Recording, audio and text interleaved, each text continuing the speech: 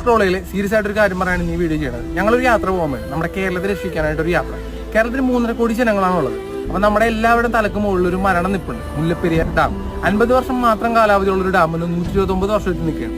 പൊട്ടിക്കഴിഞ്ഞാൽ കേരളത്തിലെ 1.5 കോടി ജനങ്ങളെ നേരിട്ടും 2 കോടി ജനങ്ങളെ അല്ലാതെയും ഇത് ബാധിക്കും. ഇതെല്ലാം അറിയാവുന്ന നമ്മുടെ ഭരണാധികാരികൾ ഇതിനെതിരെ യാതൊന്നും ചെയ്യാത്തതിന്റെ പേരിലാണ് ഈ പ്രതിഷേധ യാത്ര നമ്മൾ കൊണ്ടുപോകുന്നത്.